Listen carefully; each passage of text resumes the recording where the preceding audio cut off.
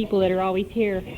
One of the people that's always been here whenever I've needed him has been Barry, and it gives me great honor to introduce him tonight as our speaker.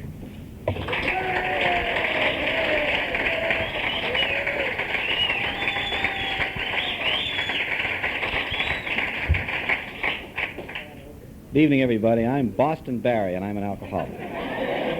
That Orcutt stuff up there, that's where I live today, but I'm originally from around Boston. I'd like to welcome the newcomers. It was a long time ago, by somebody's measure, when I sat there as a newcomer, and I'll tell you a little bit more about that in a minute. And back in those days, it wasn't a tradition around here to raise your hand, so I got away with sitting back there in the back of the room, listening to these people up here at the podium and listening to other people share in the regular meetings. And I didn't think I'd ever achieve sobriety. And I set about my quest for sobriety in exactly the wrong way that the program states. I tried to do it my way, and it took a while to get the job done. But, you know, if you hang around here long enough, some of this is going to rub off onto you. And I know what it did to my drinking. I turned in from just a plain old common ordinary variety drunk, you know. I just had a little drinking problem, and I drank considerably, but I didn't realize how bad off I was until I came here for a while, and then I tried to stay sober and found out I couldn't, so I turned into a periodic. So welcome to the newcomers. Give this place a shot for 30 days, and if you make it through 30 days, try 60, and then try 90. Things will happen in your life. Believe me, you can't avoid it if you hang around here and with us. And if you don't like it, go back out again, you know. And I won't make any cracks that I was going to, something jumped into mind here that Sean said the other day about that $13,000 chit, but I won't say anything about that. But I also like to recognize, I'd like to recognize somebody else that's had a lot to do with where I am today.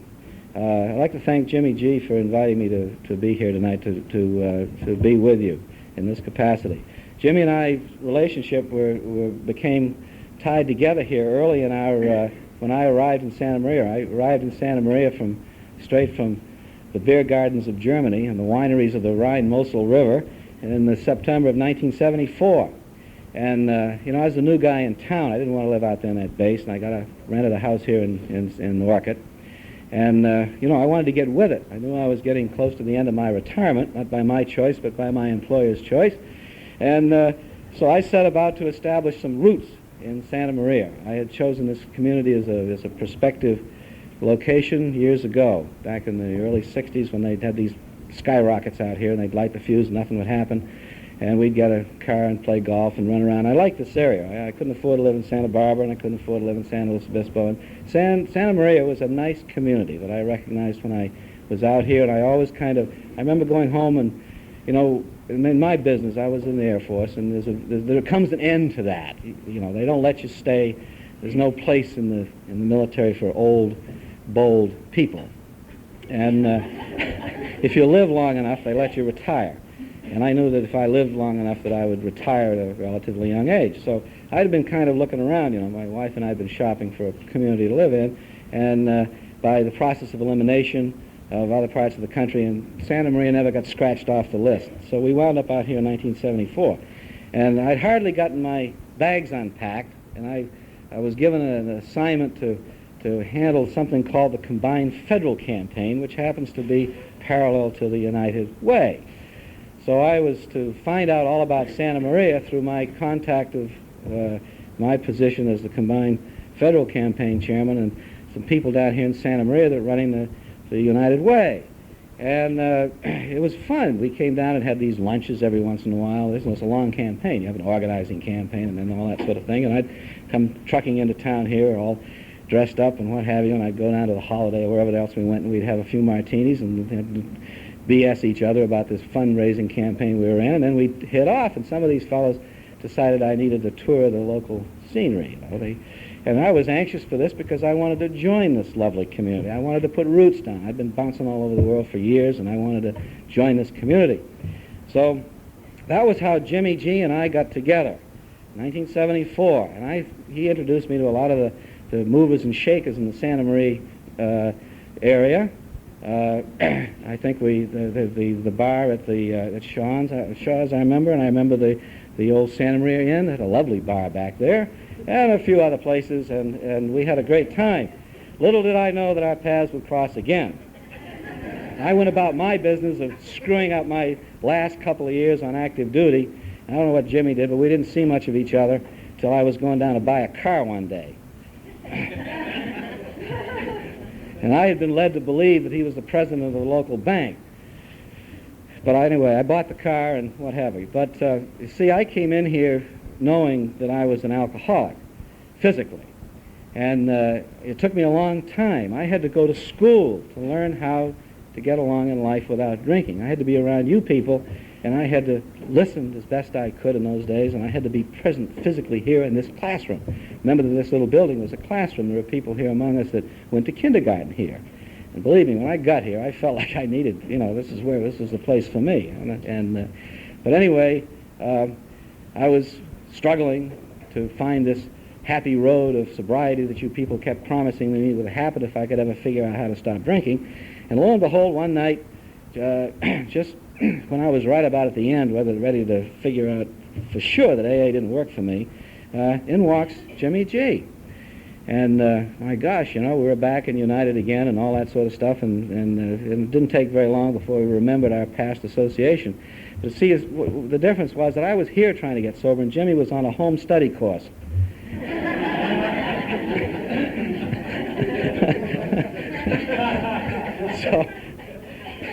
But I had been subjected to some of the tutorial exercises that Jimmy had been subjected to at home. I will value for the rest of my life some of the conversations and the things that I learned from Jimmy's dad. Jimmy's dad was here a lot of times in the afternoon, and I'll never forget some of the stories that he told about the early days of Alcoholics Anonymous in Santa Maria. It's some of the choicest memories that I have today. Jimmy and I got sober about the same time. Jimmy got sober a little bit before I did. I wasn't quite finished yet. I was a quart low, as somebody else in this room said. I had to go out and fill the tank up once more time before I was finally beaten to my knees in this outfit. But anyway, thank you, Jimmy. And I'd also like to express my appreciation for the job Jimmy's done. I realize that this is the tail end of his service as a trusted servant and bringing speakers to the podium, and I'm honored to be that. But I'd like to express my appreciation for the fine job that Jim's done in that capacity. I mean, it's just neat for this little town up here to have had the fine people that have come in here and stood up here and told their stories. So,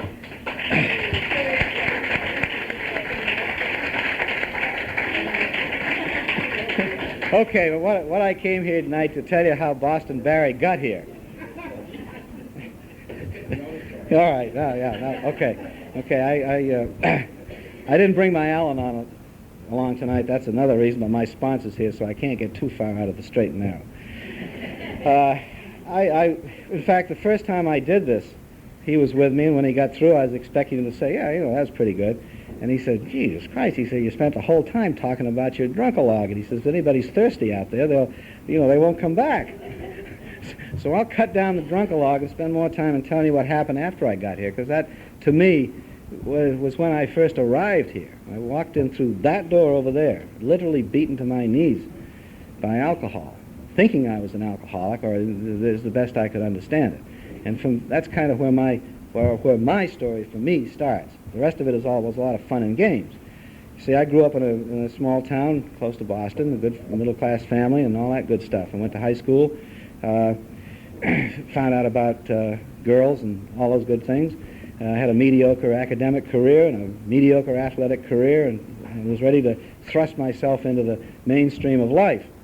And I remember they used to ask us as seniors in high school what we wanted to do with our lives, and I sure as hell didn't put down being a member of Alcoholics Anonymous as one of those goals to achieve in my life. But nevertheless, I was well on my way by the time I graduated from high school. I had found out that booze took away this knot that would get in my stomach, the knot that would happen when there was a dance that I wanted to go to and didn't know how to ask one of the ladies to go with me. I didn't have a very good track record with that. I just didn't know how to function. I didn't know how to function when I saw things that I wanted to do, and I didn't quite know how to go about doing them. And I found out a few drinks would ease the way. My square personality might be able to fit in that round hole out there in society with a little booze under my belt. I found out early on when I drank too much, I got sick, and I didn't feel very good the next morning. And I would established very early in my drinking career that if I was going to drink like a gentleman, in those days I thought a gentleman meant somebody that put the toilet seat down for the ladies, I would have a little talk with myself and decide that this isn't the way the big guys do it. I don't want to get drunk, get sick, and miss all this good stuff in life. You know, I was interested in a lot of things, and I couldn't ski, I couldn't water ski, I couldn't do anything if I was drunk. So booze was something to learn how to do moderately, to where I could get to where I wanted to get with alcohol, not too far to get sick and pay the penalties of drunkenness, and just enough to get where I was going. And from that experience on, my first time of getting sick and puking all over the place, I decided that I'd learn. And I sat down and I got some good instructors in those days. So I graduated from high school in 1946, and the war was just over. And when I went to college, I met a lot of people that had come back from the war. And these guys had been to Paris, London, you know, and all these Bangkok and all these interesting sounding places. And I've always had a lot of, you know, the traveling bug had bitten me earlier. I think it's a family inheritance. I got a gene somewhere that says talk about traveling. But I ran into these older guys in college that had had all these experiences, and I learned a lot from them about how to play, how to gamble, how to chase women and be successful, and how to make money. I was having to earn my way through college, and I never had enough money. And these guys showed me, took me by the hand, and led me through a lot of these experiences. I was the only non-veteran to pledge a fraternity in 1946, and the guys that I were around in mass had gone down and joined the Army Air Corps in World War II, and they were all pilots and navigators and bombardiers that I was associating with, and I loved it. I loved it. And these were my tutors. These are the guys that taught me how to drink. They taught me how to tend bar. They taught me how to drink just enough so that you don't turn into an idiot and fall off bar stools, get in trouble, wreck cars, and do all these other nasty things that I was later on to find out about, because when my drinking got out of control. So I learned from these guys, and I thought that was the way of life. 1950 came along, and another war broke out, and I had just barely missed World War II, so there was the Uncle Sam with his hand stretched out, we need you, you're going to be, you know, all that good stuff. The draft notice in August. The war broke out in August, and I was in uniform very shortly thereafter. And one thing led to another. By then I'd had a fixation on all these guys, these leaders, these guys that I identified with in college, and I desperately wanted to, if I was going to be in uniform, I wanted to fly airplanes. And as the good Lord would have it, I wound up going through pilot training and becoming a pilot in the Air Force.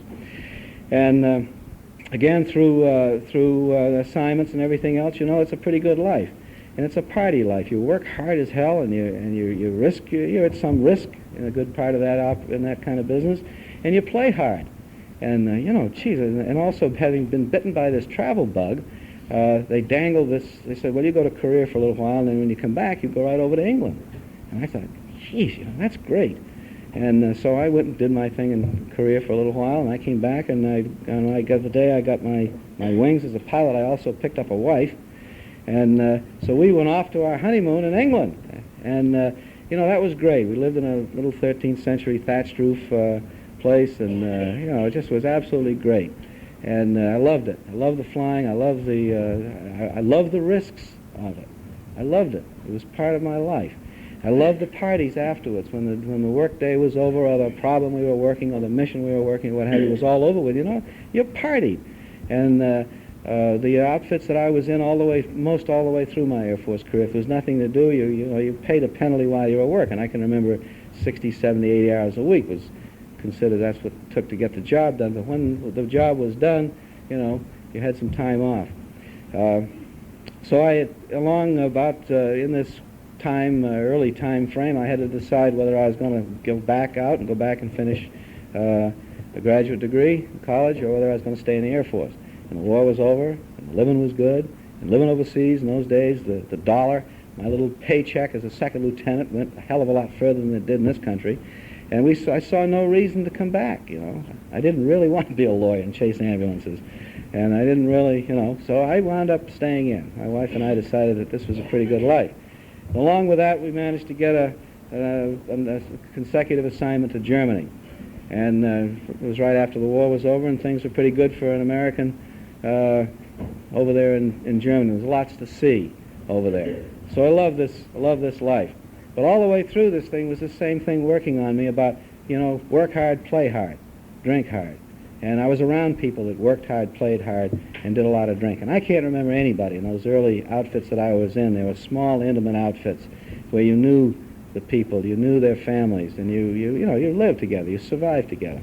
And I don't remember anybody that didn't drink well. Quite, that's the way to go.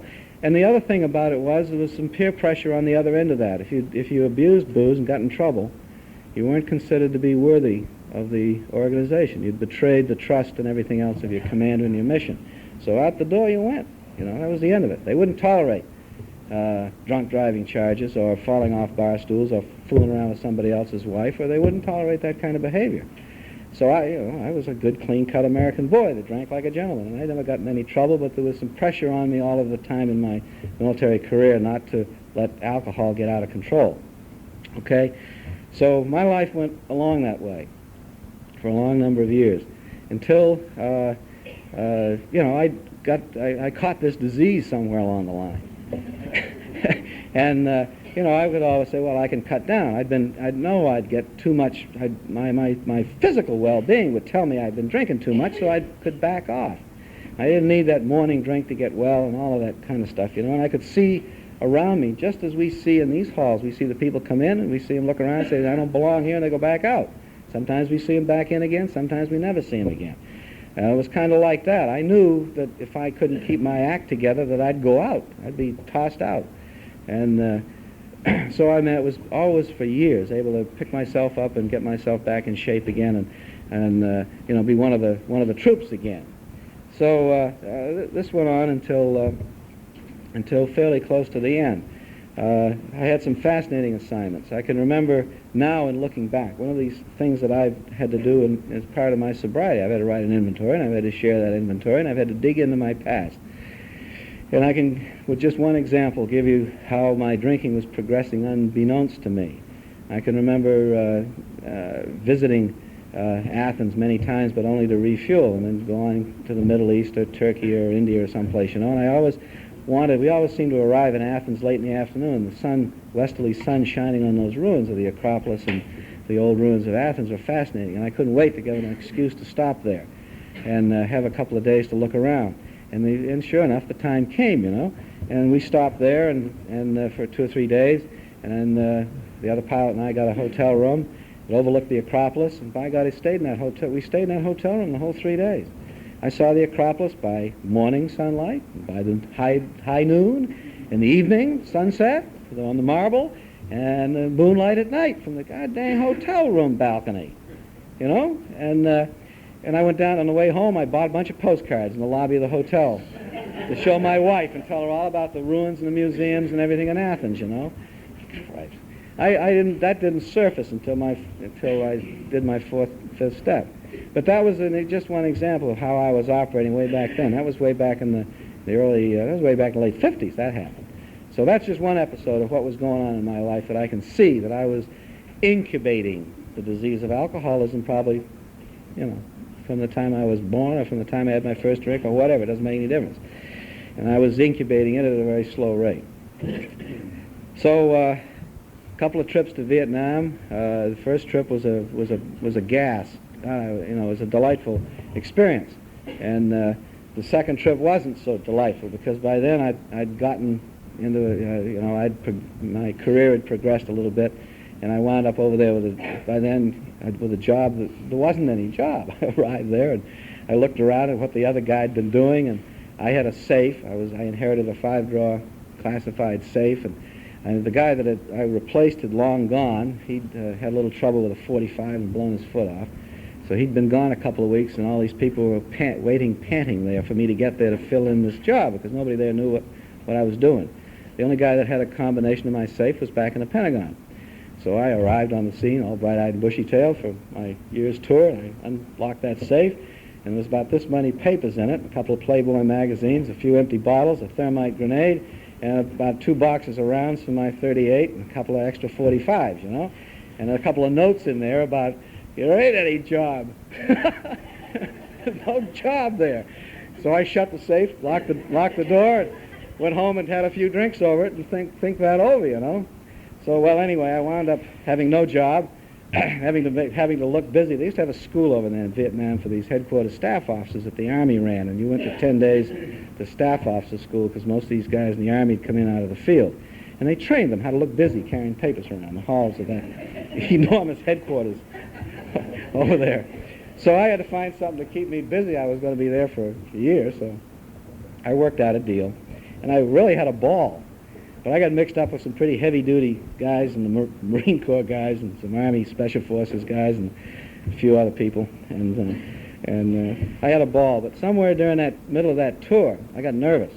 And I was doing things that I wasn't supposed to do. You know, I was supposed to go on an armed guard from the headquarters to my hotel because I had such vital classified information up here, you know. This empty safe. The head is empty. And so I shed that, and I bought a Honda motorcycle, you know, and I rode around my 38 tucked in here and my 45 on here right through some of the best parts of Saigon, and with all this classified information up here. And I was doing things that I wasn't supposed to leave the city, and I loved to fly. One of the attractions of the career was the flying. And the Air Force said I couldn't because I had all this vast amount of secret and top secret knowledge. But the Army didn't know that, so I got the chance to fly with the Army over there. And I went all over South Vietnam and Thailand and northern Laos, and finally, just before I came home, even into Cambodia.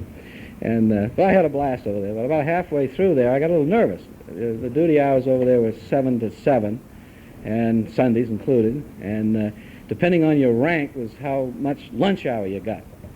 So you see, I only had to go to work from 7, and by 11:30 I could disappear. And if I showed up by 3, it was all right.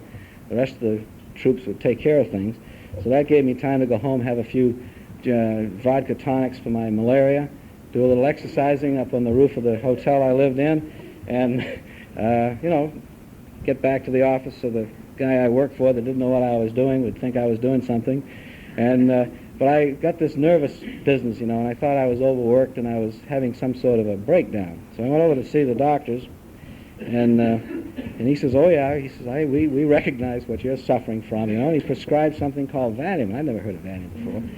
So he gave me a bunch of Valium, you know, and I went back to my hotel. He said, take a couple of days off and get some sleep. He says, you're tired, you know, with bags under my eyes and shaking hands and all this. So I went back to my hotel, and I popped a couple of Valiums and had with a little scotch and soda. Scotch and soda was my drink when I wasn't drinking wine and cognac and anything else I could lay my hands on. You know, the druggies say drug of preference. I say drink of preference whenever I could afford it and get it. Anything else would do in the meantime. But I got, that night I had my first bout with the Four Horsemen, as I understand them now, the DTs and the convulsions. And holy Christ, you know, how did I get here? It must be those pills. That's the only new thing I've done in my life.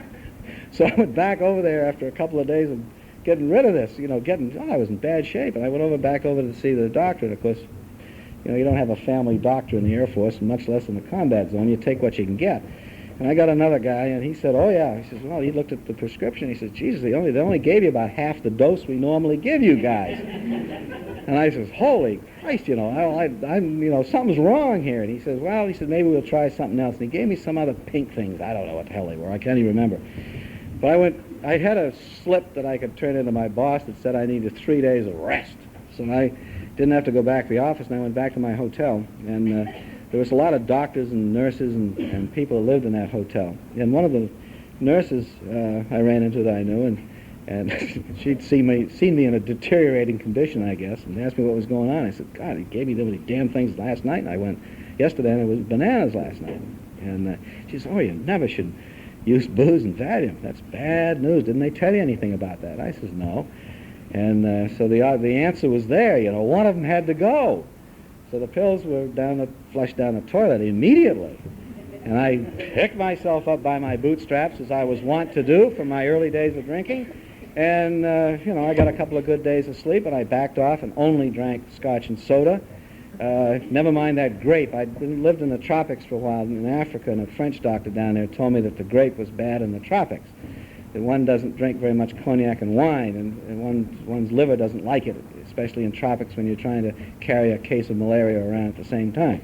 So I went back to his prescription of Scotch and all the Perrier. Saigon was still not that far from the realm of the French colony that you couldn't buy Perrier.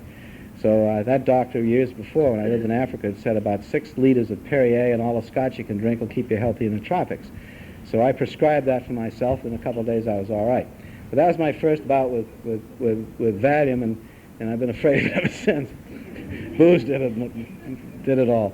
Got out of Vietnam and went to, I knew that the pressures of Washington, see, I was an overseas stay. I spent 17 years out of 26 overseas. And the only times in between were in the Washington area.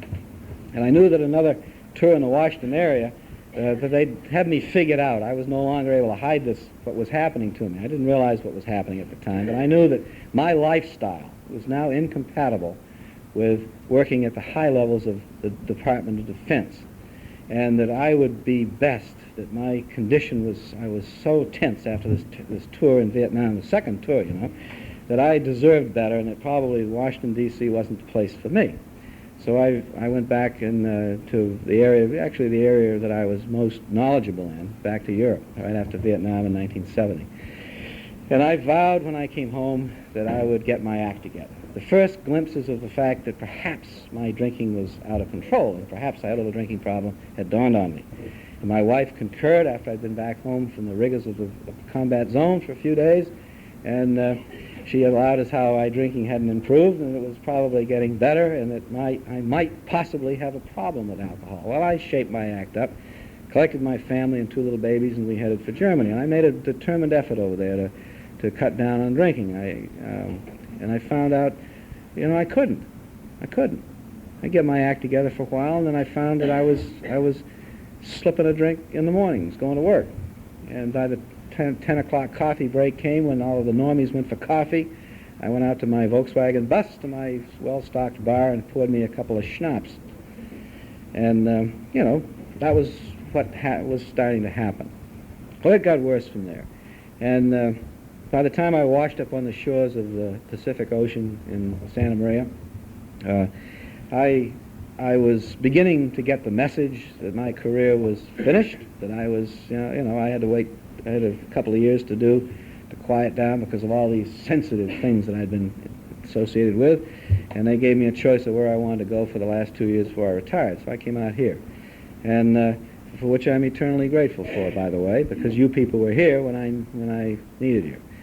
And I knew I was going to retire, so I didn't particularly take any interest in, you know, I knew that the progression in my career was finished, and all I needed to do was play a little golf and relax and show up for work in the morning. And as soon as I retired, I would spend the first year in retirement polishing my golf game and dealing with my problem with alcohol. I didn't see any reason at all. It was a problem of the pressure of my profession and the disappointments and all of the things that were going on for all these years, and all these nightmares I had about the wars that I'd been in, all that kind of stuff. So that I had nothing to do for a year. I walked out of there free from the bondage of my profession and all of the showing up for work every morning and all that kind of stuff. But I'd deal with my drinking problem on the golf course. And it didn't work, because the medical profession interfered with this plan, you see. I went to the hospital to get my retirement physical, and you've got a record about that long and all that kind of stuff, and they condense it all down and they ship it off and they put it on microfilm, and it's lost in some warehouse in St. Louis. And so anyway, they get you in halfway decent shape, you know, and then when they turn you loose, they want to document it. So while he was the doctor, they write all this stuff up. They got technicians that do this. Then the doctor says, well, yes, you've been wounded twice, blah, blah, and all that kind of stuff. He says, yeah, they have complaints before we turn you loose. It's, once you get out of the active duty place, you're at the mercy of the other part of the profession, or whatever. That's the way we thought, anyway. So I said, yeah, I have frequent reoccurring gastrointestinal problems. And he looked at me and said, wondered how I knew that term. You know, that's a medical term, not a pilot's term. So I related my experience of being a couple of times in the hospital, and occasionally it was real bad, and my old ulcer had kicked up, and I had to take a lot of Maalox, that kind of stuff, And he says, well, I guess we better have a look. So he prescribed an upper GI and lower GI. And I remember lying on the table out there at Vandenberg, and the radiologist was working on me with a fluoroscope or something. He says, my God, he says, did you ever swallow a bag of marbles when you were a kid? I says, no. He says, well, your gallbladder is full of rocks about the size of the end of your thumb. He says, we got to do something about this right away before you retire. So the next morning, I was willing. God, I got a gallbladder full of rocks. I'm willing. That's what the cause of all of this gastrointestinal problem is.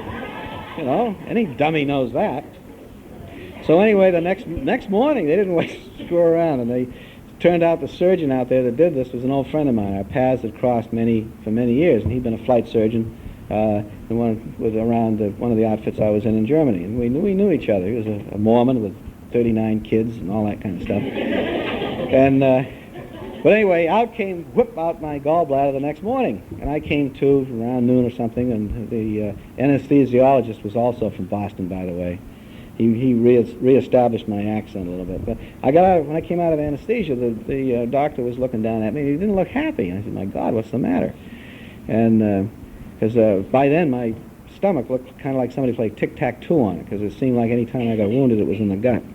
And I was a little worried. And he says, my God, I says, anything, was gallbladder all right? And he says, yeah, we got that out in time. He says, but I have never seen a liver like yours on a living human being. And, right there, I had all the information. I knew I drank too much for too long, and I knew I was progressing into some sort of alcoholism, and I'd heard the term. And this confirmed it. I was convinced right there. I took the pledge. He says, you could never drink again. And I said, oh, come on, Doc, a little wine at Thanksgiving, Christmas time? Nothing. Not even any vinegar or salad dressing. Doctors, I was scared. My wife's there crying, and the kids are, So I walked out of that hospital. He says, I'm not sure you'll recover from this operation. They cut you from here to here to get that gallbladder out. And he says, I'm not real sure you'll walk out of this place right away. I was discouraged, and I spent that night in intensive care discussing my physical condition with a beautiful old gal that lives here in Santa Maria. She's a civilian. She'd been an Army nurse and works out there at the intensive care in Vandenberg at the time. And I was the only one in intensive care. So I discussed my physical conditions with her all night because I couldn't sleep. And anyway, I waltzed out of that hospital absolutely determined never to drink again. No way. That solves it. I'd have nothing to do with alcohol the rest of my life. They gave me leave for a while. I raked leaves and everything else. Felt good, felt better. I went back, got blood counts, and everything's coming along fine. I'm going to live. My liver's going to... I haven't gone over that precipice that the doctors talk about the liver that won't regenerate. And I was grateful. And I vowed never to drink. 3 months later, my friends in Germany, on the confluence of the Rhine River and the Mosel River, my favorite vintner that I had done business with for many years, sent me 12 cases of his best wine via Lufthansa to Los Angeles. One morning on the phone, as I'm recuperating and getting ready to go back to work, or getting ready to retire, I can't remember, or blast out into the outside world, the guy calls from Lufthansa in L.A. and says, we got 12 cases of wine. We want to confirm your address in Santa Maria, put it on a truck today, and you'll have it tonight. UPS, UPI, whatever it is. UPS. So that night we had all that wine, right delivered, palletized in my garage. So my wife, I didn't say anything, and she did. I says, well, she says, well, you're all right. You haven't had a drink for 3 months, and you're all right. And the doctor says you're okay. We can have a bottle of wine. So, refrigerator, chill the bottle of wine, and it was excellent. Oh, lovely. Nothing happened. God, I got away with that. And there even was some of the wine left the next morning because I didn't want to have but one glass. It didn't last long. The next night, put another bottle in. The bottle was gone. And then, you know what happened. Within 3 or 4 days or whatever it was, middle of the goddamn night out there, 3 o'clock in the morning, uncorking those bottles in my garage, drinking that wine, filling them up with water, putting the corks back in, wrapping the tin foil around, sticking it back in a case so my wife won't know what's going on. All right, I was to go, that was the beginning of it. Now, I'll encapsulate what happened from then on. I went back to that hospital at Vandenberg 4 times, coming physically off of drunks, twice terminally. And I told my wife to bring the priest out that, he's not going to make it. We can't get him through tonight. We don't know where to start with surgery to find out where he's bleeding so we can stop it. It was that bad. He says, either he stops bleeding or he doesn't. Twice that way and twice just plain ass, they didn't say anything about terminal. They didn't call for the priest. By now I realized I had a problem. Somewhere in between those visits, those 4 visits to the hospital, I was not welcome at home because I couldn't stop drinking. So I packed my little AWOL bag, we call them in the Air Force, and I tripped out into my car, and with a horrible hangover, probably a slight 3 or 4 day drunk, and I came down. I'd heard about a little place here in Santa Maria called the Frome Hotel.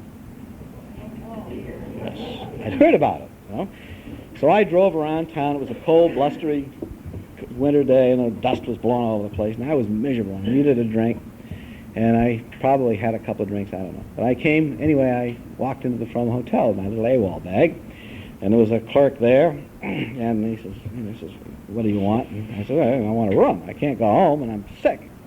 I didn't say that. I just wanted a room, So he says, you know what kind of a place this is? And I don't know what he was talking about. I wasn't really sure what it was, and I didn't know if it was a cat house or what. So he says, why don't you step into the back room and talk to this young lady back there in this office? So I went in and had a conversation with the first real live confessed alcoholic that I'd ever met.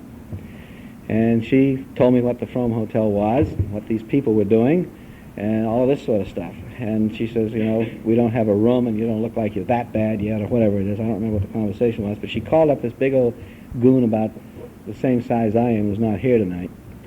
But some of you have been around here know who it was. And he took me by the hand, or rather by the scruff of the neck, because I wasn't able to stand up too well, and he brought me over to the doors of the 1600 Club. And I walked in these doors. And there were a couple old coots here at the time that took me out in the back room. They call it the 3rd degree room. And they read me out of a book. And they said, come to meetings. And they said, try not to drink between meetings. And there was all these signs over here about take it easy and all that sort of stuff. And there was a literature rack there, and they stuffed a lot of this literature in my hand. And, I went home and told my wife, I'm a member of Alcoholics Anonymous. Everything's going to be okay. She shut me in the door. Okay. In the meantime, again, through all, that's my beginnings here. Another little act I pulled when things got rough around the house, and I was beginning to be worried about this, because after that operation, I couldn't drink 2 quarts a day. A pint would really set me up, and I'd get sick, and I think I was going to die. I didn't have the tolerance anymore. Whatever chemical changes, be it age or that operation, I was a different lad, and I couldn't handle booze anymore. And I knew it, but I couldn't stop drinking. So I went to, one of my brilliant ideas at the time was that I got to get away from this. It's the wife, the kids, the house, the cars don't work, and I'm retired and I can't make a living and all that kind of stuff. So I made arrangements to check into a monastery down in Santa Barbara. And I lived down in that monastery. I thought a good dose of religion and AA. By then I'd been introduced in AA, and of course I'd read the book a couple of times and done all the steps and written a couple of inventories. So I thought that, I thought the monastery would help me out. And it did. I went down there and stayed 3 months. And I didn't drink, and I went to AA, got up at 5 o'clock in the morning and prayed and chanted with the brothers and helped cook breakfast, and picked up a lot of coffee pots. And the cook was badly burned in a grease fire, and I had a little experience in the kitchen, so, it was a neat setting. And I stayed sober down there, and I loved it. I went to AA meetings at the Old Alano Club every noon. I went to different meetings every night. I had a sponsor. There was a whole bunch of people at that monastery, a college professor, a doctor, and a politician, and God, it was a real weird one, a Filipino nurse. She was the head nurse in some hospital in the Philippines that had checked in to the monastery, And we were all going in my car to these meetings. We're going to Galeta, we're going to down at Santa Claus, or whatever it is down there, and Carpinteria. And I loved it. I stayed sober. And I came home, and within, I don't know, my wife, I can't remember, but 6, 8 weeks or something like that, and I was drunk again. And by this time, I've accumulated a pocket full of chits, 30-day chits and a couple of 60-day chits. And I got drunk again. Other things happened in my life at the time. I was trying to physically get well, and I was playing golf in the morning. And There were times when I couldn't make it to the golf course without stopping for a pint on the way. And then the guys changed their habits on me, and they had the tea time before the liquor store opened, and I suffered through that golf game until I could get to the liquor store. I was finding out what powerlessness is all about. See, the best of my ability, I was coming to AA. I sat many times in that back chair back there under those steps because I couldn't make it down here sober. But I knew I had to be here because there was no place else to go. That's what you people told me. And I'd been around long enough to have this understanding. There were many times when I sat sober in this room. I couldn't make it home sober. My wife would say, "What the hell are you doing? You've been to an AA meeting and you're drunk." I says, "Yeah, I am. I can't stop." I had my first blackout after leaving a Sunday night meeting right here. I felt great. I couldn't get past the Thrifty drugstore in the parking lot behind the Crocker Bank, and that's where I had my first blackout that I'm aware of. Okay, this was, I was proving to myself I was powerless over alcohol. God, my life was unmanageable. I had no trouble with that. But anyway, I did the only thing I did, I guess, that you people told me to, is I kept coming back and I kept trying. And, picked myself up, and pretty soon some guys came up from down south with this, "Hold your hand up" for the first 30 days stuff.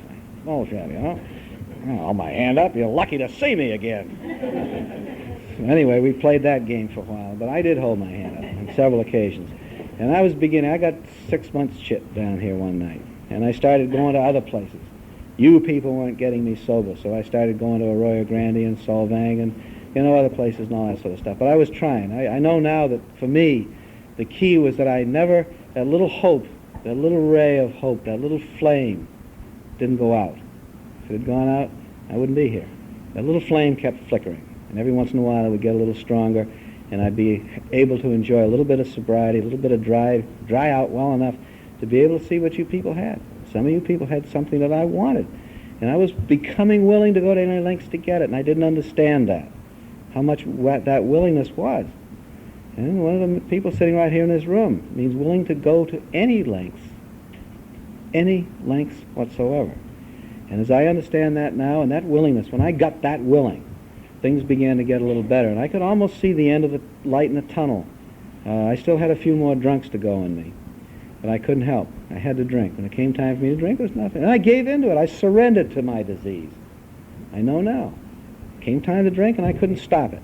I finally, somewhere along this part of my story, I got smart enough in the middle of the night after a nightmare to call one of the guys in the program and tell him that I was hurting.